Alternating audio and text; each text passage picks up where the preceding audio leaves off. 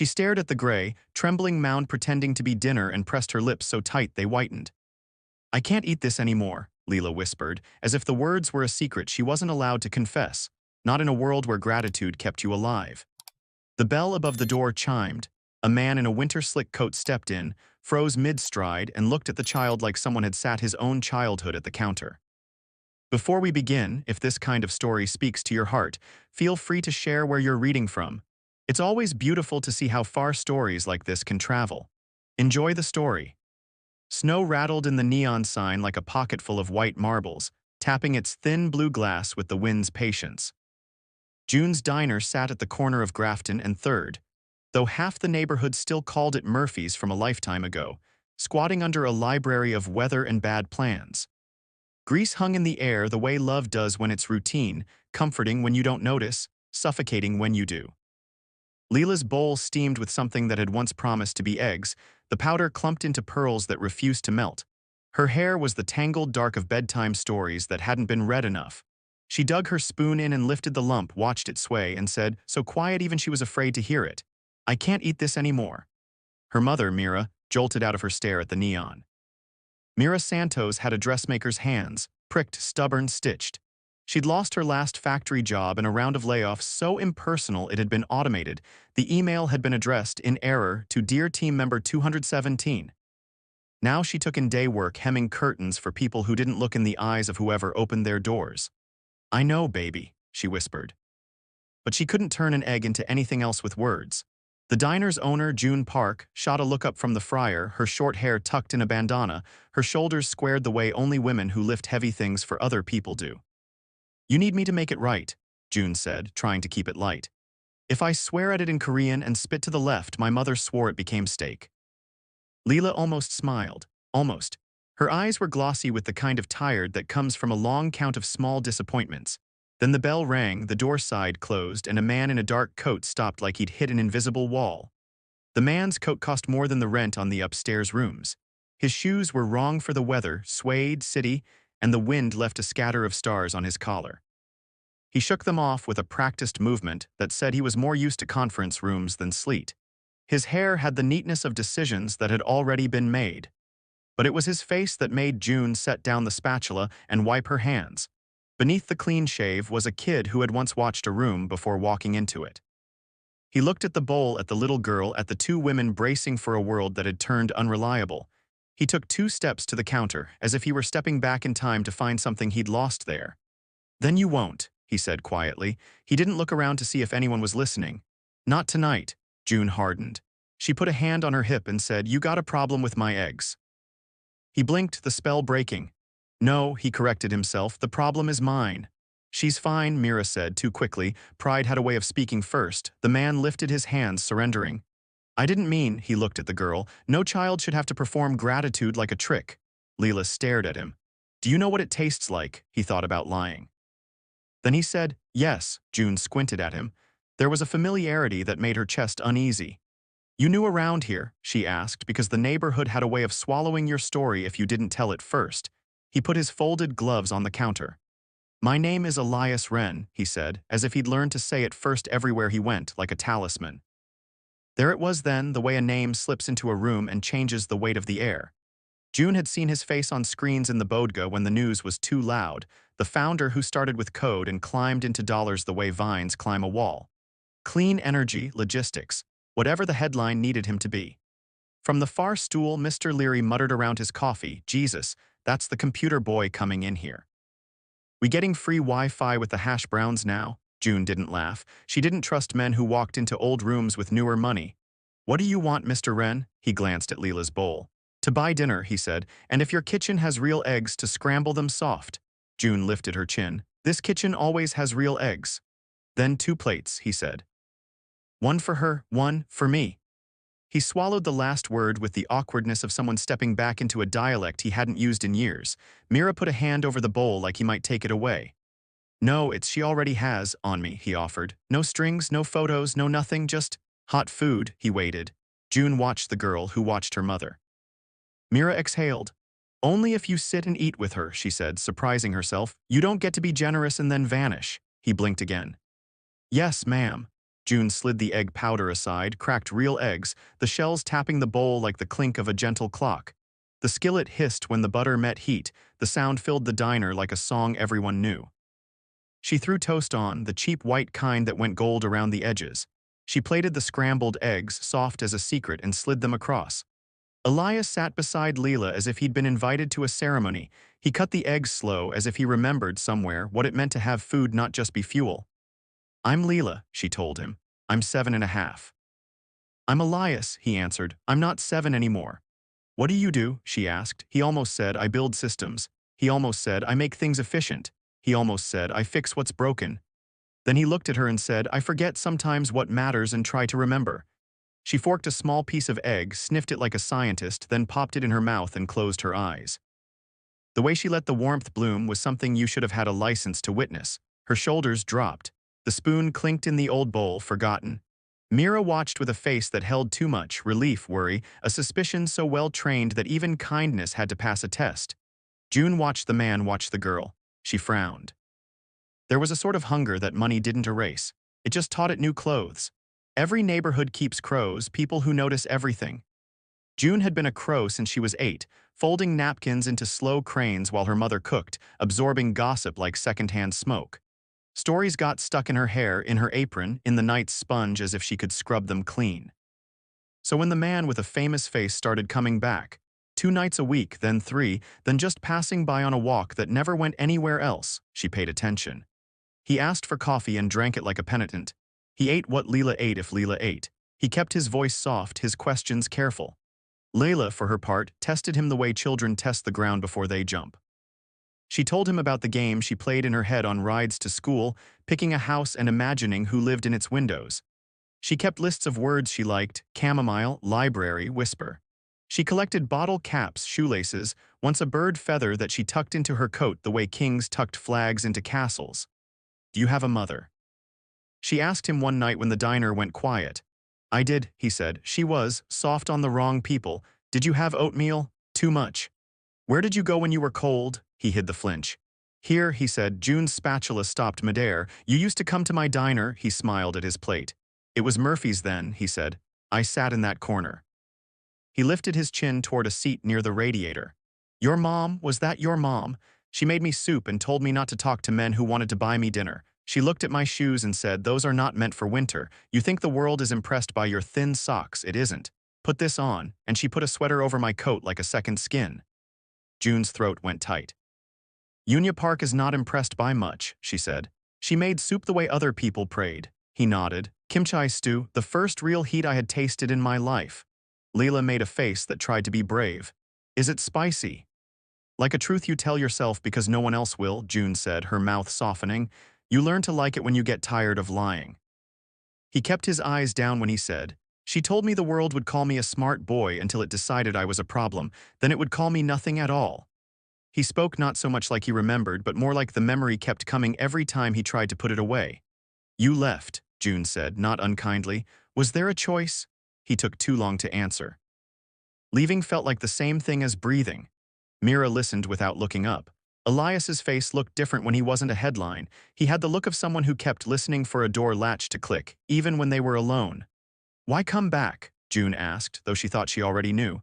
People came back to see if the old street forgave them for surviving. Elias looked at Layla before he answered, like he owed her the truth. "I came to buy the building before a man named Cablin turns it into condos called The Forge." June's hand froze on the coffee pot. "Cablin," she breathed, the word like a curse. "He sent a letter last week, said my lease was maturing, said I was lucky he'd given me this long." Mira frowned. "We see his signs," she said. "Steel blue, pretty font." "He treats neighborhoods like chessboards," Elias said. "He moves pieces, people get knocked off the table and land under the couch." "Why do you care?" June asked. "Don't you boys all get together and trade squares, compare who owns what?" "I was 11 when this room didn't let me be lonely," he said simply. "There are some debts you can only repay where they were made." June didn't want it. She wanted to owe no one. Pride again, the old kettle that never left the back burner, but the letter sat in her mind like a rock in a shoe. Mira crossed her arms. "If you buy it, you own us," she said. "You can call it charity, but control feels the same." "I want the opposite," Elias said. "I want a trust. A community, not me, a board of people who have to listen to the sound of their own footsteps in this room." The rent would be sustainable. You boys always make new words for old things, June muttered, but she didn't hand him back his hope. She put it on a high shelf where things didn't go bad. And if the other Cablins come for you? Mira asked, a challenge in her voice. He smiled without humor. I'm a Cablin to them too, he said. I just remember my shoes getting wet. Leela watched the faces of grown-ups and looked bored in the way of children who listen with their bones. She had decided, quietly, that if he came back 3 times and told the same story 3 ways, she would believe him. It was a rule she'd invented after the man with the guitar who had promised to teach her chords, then left. 2 times was an accident, 3 was a choice. He came back, and with each return the room shifted to hold him. June made him wash his own mug, he did. Mr. Leary grumbled less. Mira let him walk Leela to the bus stop once when the wind took on teeth. He wore a beanie, and Leela laughed because he looked like a child's drawing of a dad. Sometimes he arrived with his eyes carving the inside of his skull, phone buzzing with board members and PR emergencies. He would turn it over and put it face down like a liar, and for an hour the diner made him be honest. The window still whistled when the subway passed underground. The sugar packets still clumped in their glass jar if June forgot to wash it out. The neon open sign blinked when the weather got moody. He started seeing what he'd forgotten, how a groan from a stool wakes a memory, how somebody else's shoulders can hold up the sky while you catch your breath. But the neighborhood had heard his name now, and trouble, like rain, follows the heat. Men with slick pamphlets came in, too friendly. Volunteers from agencies put their cards down and said words like improvement and activation. A reporter took pictures of Elias's hands, as if they told a better story. And one night, not long enough from the first eggs, Leela pushed away a bowl of noodle soup and whispered again, I can't eat this anymore. This time, she meant the way the steam triggered the whisper of nausea she'd been hiding. Her cheeks pale, the spoon trembling in her fingers. Leela, Jun asked. The tone turned from humor to diagnosis in a beat. Mira's eyes widened. Is it your stomach? She was out of jokes. Hunger had carved paths in her child. She knew every detour by heart. Leela nodded, tears finally losing their pride. It hurts, she admitted. Sometimes the bread makes it hurt. June looked at the bread like it had lied to her. No more bread, she said. Decision is a shield. Elias stood half too fast. You could see the old panic wake up in him like a creature in the rafters, the one that had learned to run for help in rooms that pretended not to hear him. Hospital, he said. We can't, Mira started. Yes, Elias said, we can. He threw cash on the counter that would cover a month of breakfasts and held the door as June grabbed coats and Leela's backpack with its braided keychains. Snow grabbed at their ankles as if it wanted to know where they were going. At the ER, fluorescent light washed everything to the same color. Elias stood aside and made himself small, a trick he'd learned in shelters and boardrooms alike. Doctors asked questions. June answered some. Mira answered others. Leela held up her bravery like an old jacket with a missing button. Tests, blood, questions about digestion that were sharp at the edges. The answer came with that particular doctor's voice that is meant to be balm. Celiac disease, maybe. A small intestine that flared like a fist when wheat came near it. Gluten intolerance didn't sound dramatic enough, but the prescription was unforgiving. No bread, no noodles, no cheap soup, no easy meals. Do you have access to gluten-free foods? The doctor asked, typing words without looking up. June and Mira both laughed, the kind of laugh that breaks in the middle. Elias felt a shame that had no object. He could get in a car and make calls, and a truck would arrive with crunchy crackers that cost more than rent. He could go back to wolves who would only smell the girl on him and wonder what it tasted like to feel human. He could, and did, hand over his card when the person with a smile directed it toward him. He read the form with insurance options and wanted to rip up the paper and the idea of paper together. Mira tried not to take the card, pride again, then she looked at her child and pride found its seat. She took it. She said, "We'll pay you back." He shook his head. "Don't," he said, "just eat." "You're not stealing her from me," she said, as if the card had a baby hand. He met her anger like a wall. "I wouldn't know how," he said. Which was the truth in more ways than one. Winter had a way of deciding if a neighborhood remained itself or turned into something else. January cracked like a knuckle. Bianca's beauty 2 blocks down turned into a boutique called Blackbird and Stone, where a woman in linen from California sold candles and told the old men on the corner they couldn't sit on her stoop because her stoop no longer belonged to them. The basketball court got a chain-link fence higher than the faces pressed against it. Elias watched both with a dread that tasted like old metal on his tongue. At June's, the eggs stayed real. Cookies were almond flour now, disguised as joy. June learned what she had to learn. She cursed in 2 languages and smiled in none while she did it. The letter from Kablin's firm turned into a visit. He arrived with hair the color of disappointments and a suit that fit like a story he told himself. Henry Kablin did what men do when they have found the sharp end of a system and climbed it. He decided the world was his reflection. June, he smiled like a dad at a recital. These chairs are vintage. These chairs are mine, she said. He laughed politely, not to be rude, but because he had never seen laughter used as a shield and didn't know what else to do. We're renovating this block, he said. New life, artists, a food hall, your concept could be curated.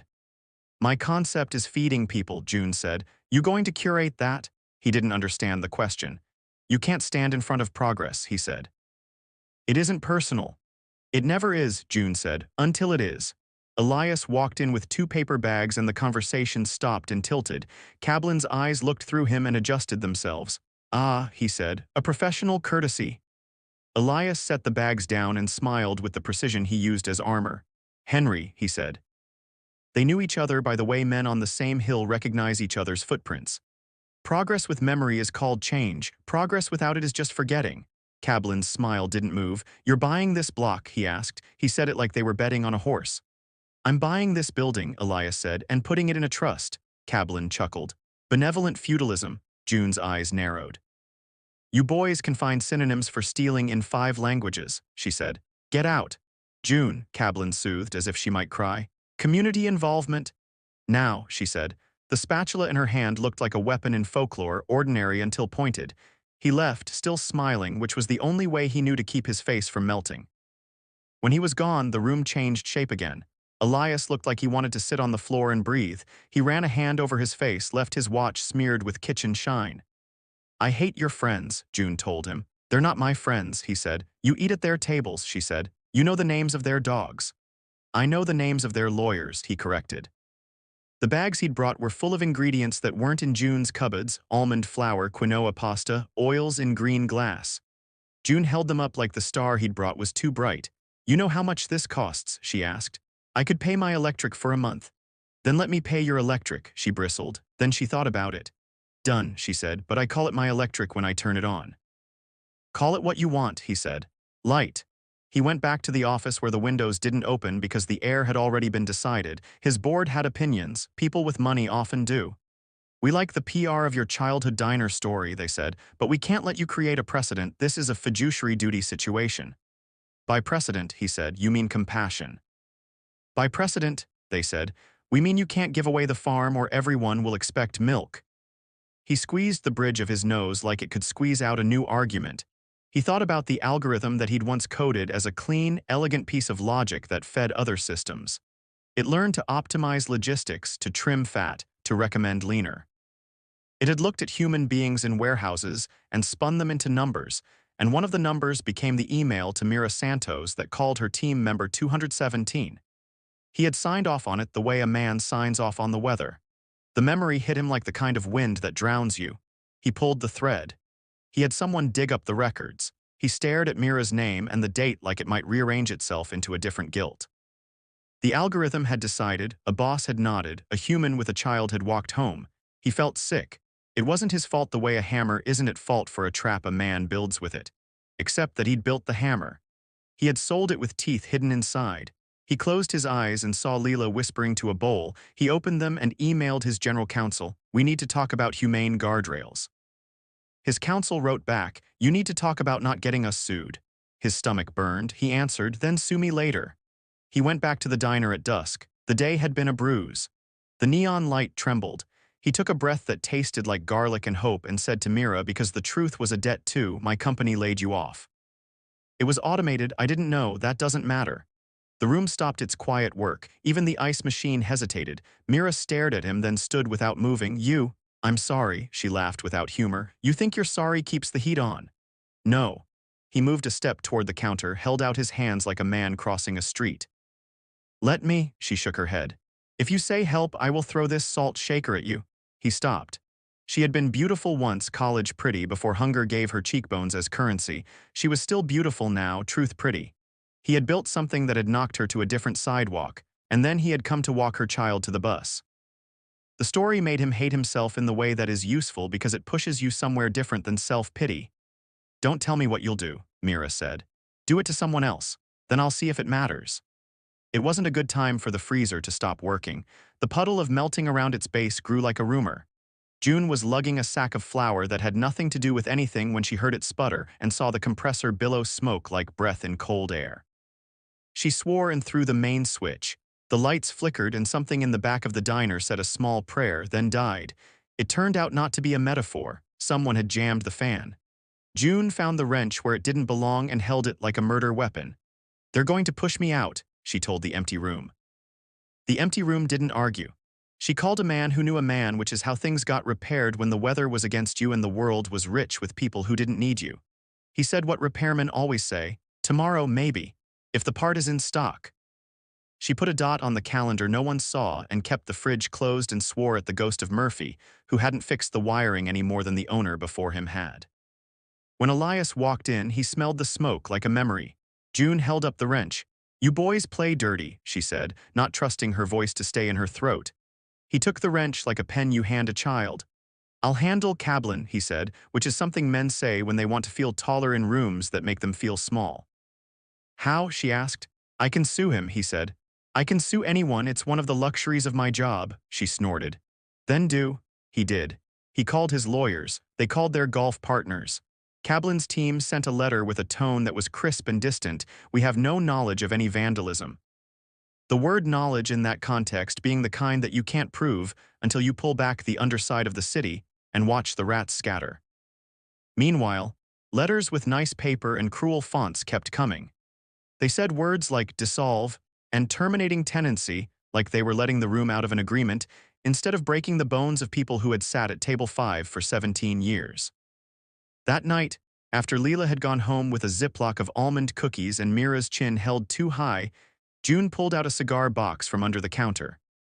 She had a small habit of keeping things that felt like anchors, old receipts with notes on them in her mother's handwriting, a Polaroid of a boy in a sweater too big, eyes like holes in a sheet of winter. On the back, someone had scribbled 2002. "That's the kid," she said to no one. She put the picture beside the register like an altar and told herself she wasn't making a shrine to a man whose face was now on TV when stock tickers argued with each other. Elias came in and saw it, and the old ghost in the photo looked back at him with an honesty he had lost in Suits. June snapped her eyes to him, testing. "You were Ellie?" she asked. He smiled without defensiveness now. "They called me that," he said. "I wanted to be someone else." "Do you remember my mother?" June demanded, as if his answer could redeem him. He closed his eyes and a kitchen that no longer existed opened. A woman with her hair pinned back, sweat on her upper lip, a wooden spoon in her hand like a conductor's baton. She said things like, "Eat, and you are not a stray dog, and if you say thank you again, I will wash your mouth with soap." He remembered the taste. He smiled and didn't notice until he tasted salt that he had cried. "Yes," he said. "I remember her like heat, like short words and righteous anger." June nodded sharply, shoved the picture back in the box as if she'd allowed too much tenderness into the room. "Then do this," she said fiercely. "When I'm gone or dead, I want someone to stand behind this counter and curse at weird hours and remember that my mother fed you, not because you owe us, because that's how the world doesn't end." He bowed a fraction. "Okay," he said. "I can do that." Winter lifted, not because it was generous, but because it was bored. Slush turned into debris and the light had a louder sound in the morning. Elias's board had scheduled a vote. Cablin had sharpened his pretty font into a public hearing.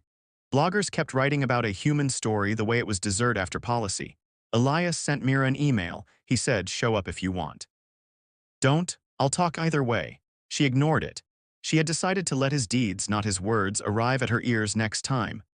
Leela drew a picture of a building with a heart in it and made him write his name on the roof so she'd know where to send a pigeon.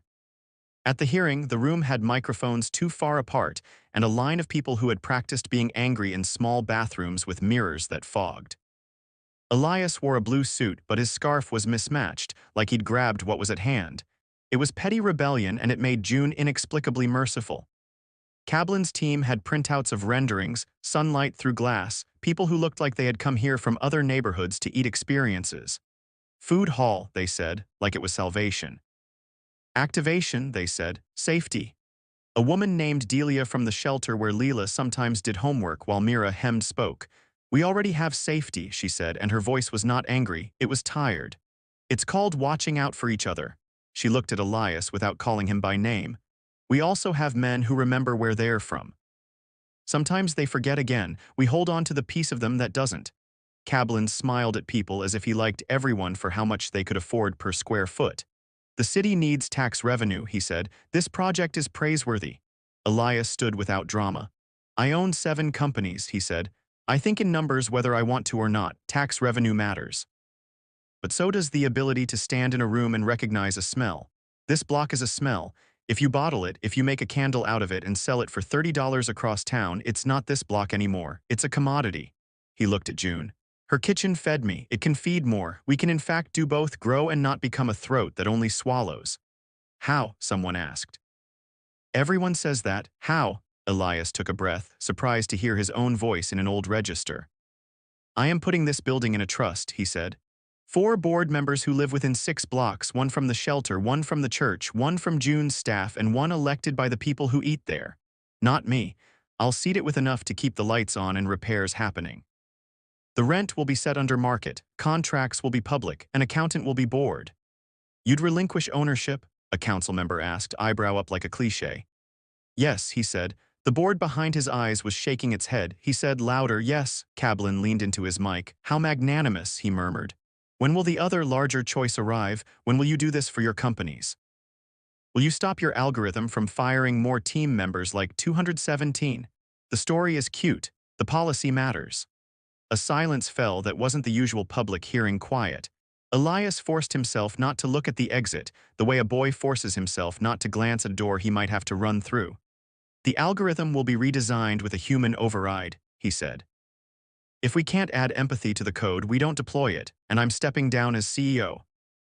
His own words surprised him less than how unsurprised he looked saying them. It sounded like something he'd been saying to himself for weeks. He could feel the news ripple out of the room like heat. The board would try to talk him back. He couldn't be talked back. He had written a resignation letter in a cab and left it unsent. He would hit send. After, when the microphones went dark and the paper noise took over, Mira found him in the hallway and stared at him as if she were trying to peel all the layers and see if the boy under there looked like the one in the Polaroid. She said nothing. Then she nodded, small. It wasn't forgiveness. It was recognition of a door he had actually walked through. You're still going to have to show up, she said. I know, he said. I will. June walked up and stabbed a finger into his chest. If you leave us with this mess without your name attached and it falls apart, I will find your house and fry fish in your living room so the smell never leaves, she said. He laughed then, the first good laugh he'd had in months. I believe you. It didn't turn into a miracle overnight. The freezer repair delayed twice. The electric wobbled like a man with a new knee. The papers called Elias a traitor to his class in one column and a new kind of leader in another, which meant he had done something interesting enough to be argued about by people who had never smelled kimchi stew. He hit send on the resignation. He put his shares into a fund he couldn't use to buy vacation homes. He called a friend who had forgotten how to sleep and told her to help him design the trust. He sat at June's and peeled garlic. He watched Leela draw pigeons so fat from fries they couldn't fly. He learned to cook eggs softly without making them runny. He looked at the schedules on the wall and saw the names of the people who made the world work. Carmen, who cleaned the bathroom like a chapel. Rodney, who could fix a hinge with a shoehorn.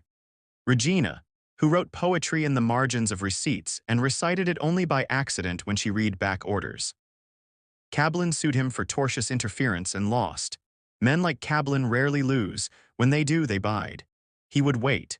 The new Blackbird and Stone closed because no one wanted a candle that smelled like intention. A bodega opened in its place, run by cousins who kept fake eyelashes behind the counter like bulk headbands. The basketball court fence got a hole in it. Boys crawled through and laughed. The sound was familiar. Maybe that was what safety really was. Leela's celiac disease forced the diner to invent recipes that made other kids from the block wander in, suspicious to find green things that tasted like something you didn't spit out. A woman from the city licensing office came around with a list of rules. June pinned it up with an orange pushpin and asked after her kids until the official forgot to wield her power like a stick and accepted a coffee instead. Mira found part-time work that didn't break her back. She began to sleep 3 hours in a row sometimes. When she woke, she went and stood in Layla's doorway and watched the child breathe. Because some nights that was all that stood between her and the memory of the day the algorithm had decided she was a number, and then turned her into a zero. Elias dug out his old hoodie from a storage box and found it did not make him young, but it made him remember his body. He ran in the mornings along the river where the water always looked tired and ready to argue about its own direction. He stopped checking his phone during dinner. He took to leaving the house without it, the way he had once left the shelter with a whole pocketful of nothing, and felt light with the kind of terror that could be turned into hope if you were younger. He hadn't known what he'd get with stepping down. He had thought maybe silence or disaster. He got a different kind of attention. People came to him, not asking for money, not exactly. They asked how to take things apart without cutting their own hands. He started telling them the truth. You can't do it without blood. He didn't know if that made him noble or simply honest. If he had to choose, he preferred honest. Spring is a lie children tell winter to feel brave. When the first daffodils brought their own small sons to the tree pits, Elias walked Leela to the bus stop one last time before the school changed its route because budgets made everything move like chess pieces out of place. I brought you something, he said, shy. Adults forget that children can smell apology like smoke. He didn't want to scare her off with a grand gesture. He handed her a small book with a blue cover. On the front, drawn in pencil with more care than skill, was a bowl. Inside he'd written in block letters, "The book of things we will eat." "What is it?" she asked. "A list," he said. "For when you think there isn't anything you can have, we'll write down the things you can." She flipped to the first page. In a child's careful hand, the first entry read, "Eggs scrambled softly." The second, "Rice with sesame oil." The third had heaven spelled heaven, and she didn't correct it because there are some mistakes that don't need fixing if they're honest. She looked up at him. "Can we add birthday cake?" "Gluten-free birthday cake," he said solemnly. "If we don't write that, June will kill both of us." She giggled. "She will. Can you add pizza?" "Once we figure out how to make crust that doesn't taste like carpet," he said. And she laughed so loud the bus driver looked like he might crack a smile but didn't. Because bus drivers keep a code that says you cannot encourage children to think you are a human being until June. They added, as the spring changed color. They added strawberries and soup that wasn't cheap. They added a brand of pasta that they couldn't afford every day but could on Tuesdays if he did math with June on a napkin. They added June's kimchi because if you chopped it fine and added it to rice, the universe thanked you and didn't turn your stomach into a fist. They added hope, as a joke, and then crossed it out and added it again very small because it felt too important to be a joke and too fragile not to be hidden. At the end of April, the diner hosted a supper. Not a fundraiser, though money showed up in jam jars disguised as tips. Not a protest, though someone made a playlist that would bleed Cablin at the ears if he ever heard it. It was just stew and rice and eggs made 3 ways so everyone would feel seen at least one time in that hour. The sky outside turned the color of the book's cover, blue with something like belonging in it.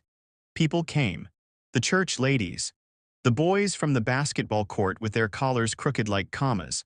A cop came and left his belt in the cruiser and sat without authority for once, which bent the light of the room and made it less sharp. June stood behind the counter and said nothing ceremonial. She said, "Eat," and everyone did. That was enough. Sometimes the world wants speeches. Sometimes it wants eggs. Cablin drove by in a car that thought too highly of itself like a man who had learned to turn a key and expect the world to purr. He slowed down. He saw the crowd. He saw Elias's face through the window their eyes caught. Cablin's mouth turned into a line that meant nothing and everything. He drove on. Revenge would wait. It always does. In the middle of the noise, Leela tugged Elias's sleeve. "Come." He followed her through bodies and warmth to the back where the noise softened like it had become cloth. She pointed at the window. Rain hit it in a sudden flurry and then stopped. The streaks made the glass look like the world was trying to write itself down and couldn't quite find the words. "Looks like the sky's crying," she said. "It does," he said. He stared at the streaks. "Maybe it's tired of eating what it's been handed." She leaned into him without permission and because she didn't need it. "Don't go away," she said. "Sometimes men go away after they buy things." "I know," he said. He smiled down, tried not to think about the times he had done exactly that. "I'll stay, Lilac," she glared at him. "Only June can call me Flowers." "Noted." He stood there listening to a room heal itself in small bites and thought of the first time he'd come in and seen a girl whisper to a bowl. He thought of the man who had walked in then too, with a coat and a name and a terrible kind of hunger. He didn't want to be him anymore. He wanted to be someone who could sit down, take the bowl, and fill it. By summer, the trust papers were signed with signatures from people who had never signed something that mattered beyond their own lives. Delia from the shelter cried outright when they handed her the pen. "I don't have nice handwriting," she said, "like that might change the ink." "Your name's fine," June said. "Write what you got." Elias learned how to disappear from his own narrative without vanishing. He did the work of someone who took care of systems without asking for applause, a skill he'd had from the beginning but had used in service of things that broke people instead of fixing them. He learned quietly who needed what: a bag of rice at the end of a month, a call to a landlord with a voice that didn't tremble, a dentist for a woman who had let pain dull her voice so she wouldn't hear herself keening. Once an old man came in, wiry, hands like rope. "I need to speak to the owner," he announced, as if he had practiced it. June approached, bracing, because men who wanted to speak to the owner often wanted to speak to a man and were sometimes offended when the person who answered had eyeliner done with a heavy hand. "I'm the owner," June said. He cracked into laughter. "No," he said, "I need to speak to God." "You can take that up with the church," she said. "We do eggs." He squinted at Elias. "Is that him?" He whispered theatrically. "Is that the boy who went and made himself a millionaire?" Elias was washing cups. "I am a boy who made a mistake and is wearing it for a while," he said. The man nodded sagely. "You're in the right place then." One evening, Mira brought in a cake. Gluten-free as promised, dense and smudged with frosting that hadn't learned how to look pretty but refused to taste anything but perfect. They put 7 candles in because there is something lucky about not overselling your wish. Leela blew them out and her wish rode the smoke like a bird no one tried to catch. "What did you wish for?" Elias asked. She considered. "Pizza crust that doesn't taste like carpet." "We're trying," he said. She looked at him. "And for you to remember," she added. He didn't ask what. She didn't need to tell him. He thanked whatever made him someone who could be told this by a child and not break under the weight of his own shame. Not everything turns out. We are not telling a fairy tale. Elias lost professional friends who called him reckless. He gained new ones who called him things that made him itchy. June's back gave out one Sunday morning during the breakfast rush, and she sat on a chair in the walk-in refrigerator and told the onions to be quiet. Leela had to go to a birthday party where the cake had gluten, and she brought a cupcake from home, and the other children looked at her like her difference was contagious, and she made friends with a small, quiet boy who stopped chewing when other kids laughed. The world stayed itself, hard and good, mean and tender, all the things at once. Years did the thing they do where they stack themselves on top of each other and pretend they don't weigh what they do. The city grew around their block but didn't take it. The trust did what it's supposed to when people who meet on Tuesdays with bad coffee take it seriously. Elias became a man without a title who still wore a suit sometimes and a hoodie others, and had learned how not to ask women how they managed to do what they did, which is to say he learned to watch and to shut up. When Leela turned 14, she picked up a pen and wrote an essay for a contest she'd heard about, something run by some foundation attached to a man's name who turned out to be a ghost from her afternoons. The prompt was, "Write about the moment you learned to say no." She wrote about a bowl of eggs that wouldn't soften and a mouth that first tried to be grateful and then decided to be honest. She wrote about a man in a coat who walked in and said the kind of thing people say in movies and then surprised her by staying long enough to wash his own mug. She wrote about the difference between charity and justice, a difference she had learned in a kitchen that made both eggs and rules you could scrape off a set of shirts and still see. When she was finished, she didn't show it to her mother because there is an age where your mother is a country you love but leave. She dropped it in a mailbox whose red had dulled in the weather. Then she went to the diner and ate rice with sesame oil and took orders in a voice her mother barely recognized because for the first time in her life, it was unafraid. The letter that came back had a signature she knew, and didn't the way you recognize someone in a crowd after they've shaved a beard they wore for 10 years. She had won a scholarship. There were words about excellence and promise and resilience and other nouns that adults used when they didn't remember that the work of being a child is not meant to be heroic. She pocketed the money like it was soft and used it to buy notebooks and a good pen. She left the foundation's letter in a pile and went to tell June, who glared at her until she admitted she wanted someone to hug her. And then June did, a short, fierce thing that left sugar on Leela's shirt. At the celebration, a man in a gray suit went to the podium and read the essay, and the room listened the way they do when a story is too heavy for applause and too light for tears. Elias stood at the back, hands behind him, balancing on the balls of his feet the way boys who once needed to run do. He had asked the foundation's director to take his name off the speeches because it made him feel like a ghost at a feast. He had asked them to stop using the word resilience because a woman he loved had told him once that you use resilience when you refuse to build stairs and then applaud people for climbing. After he found Leila in a cluster of girls who were practicing how to be the kind of women who could stand in rooms like this, he waited his turn. He said, "I owe you my thanks," and she rolled her eyes because she refused to swallow a compliment without chewing it first. "No," she said, "you owe the room." She looked around, June laughing with Delia, Mira sipping water like it was champagne and trying not to cry. The boys from the court pretending not to be impressed with the food. "You owe them." He nodded. He had learned that gratitude is a communal act, not a transaction. On the way home, the air had that end-of-day smell that cities hold like a bake. Leila stopped at the corner where she had once decided she would bring a man back if he came back 3 times. She touched the brick, the scars of staples from old flyers, the ghost of a hand-painted sign that had once said open in a script heavy with hope. She closed her eyes and heard a girl say, "I can't eat this anymore," and the memory didn't stab. It opened like a door. Epilogue, the next line, another winter. The neon sign still needed coaxing on Friday nights. The hinge on the bathroom door squeaked like a friend. The trust meeting ended with a fight about whether to buy new chairs and begin slowly roof-holstering the old ones. In the end, June declared, "We keep the old ones until they fold under me." And everyone agreed because June had seniority and a back that still warned her when it was raining. A girl new to the block, hair braided with beads that clicked like a warning, came in with a woman who had a hospital bracelet still on her wrist. She said it softly but not in a whisper, with the courage of someone who had watched someone else survive saying it. "I can't eat this anymore." It was not a curse. It was a map. Layla, behind the counter, looked up from the tickets she had been sorting into a system of her own. She saw herself as if from a far window. She wiped her hands on a dish towel and walked around the counter and sat down at the girl's table so she wouldn't have to raise her voice to be heard. "Then you won't," she said, and it was not a promise everything would be better. It was a promise that tonight there would be eggs made softly, rice that didn't bite, soup with heat that warmed instead of warned. It was a promise the room had learned to keep. From the back, a man with lines in his forehead that told a history walked out with 2 bowls, one for the girl, one for himself. He set them down and sat without making a speech. If someone had told Elias at 12 he would be the one to serve soup, he would have run. Now he breathed in the steam and thought, not for the first time, that there are dinners that taste like bridges. Outside, the snow changed its mind and became rain, and the streetlights looked like coins flipped into a fountain that actually meant something. Inside, a bowl was filled, then emptied, then filled again. Someone laughed. Someone swore. Someone left $1 on the counter. Someone slipped a 10 into a jar carved with a scratchy heart. And above the counter, in a frame made of leftover wood and stubbornness, there was a photo of a boy in a too big sweater and the back of a woman's hand holding a spoon.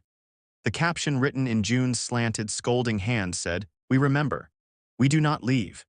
The girl took a bite and closed her eyes the way you do when what you wanted is not heroism but kindness. The world outside kept trying to make itself into a story it could sell. Inside, a small story refused to be sold and kept being lived. When her eyes opened again, the room was that particular size where you can hear your own heart without mistaking it for footsteps. She smiled. She said, "Thank you." And the woman sitting with her, one hand on her hospital bracelet, the other on her daughter's back, did not say thank you. She leaned in, and together with everyone, they ate. They let the bowl reteach them a language they had almost forgotten, the grammar of enough, the syntax of staying, the punctuation of the doorbell as someone else walked in saying they too were hungry, and finding that hunger was heard.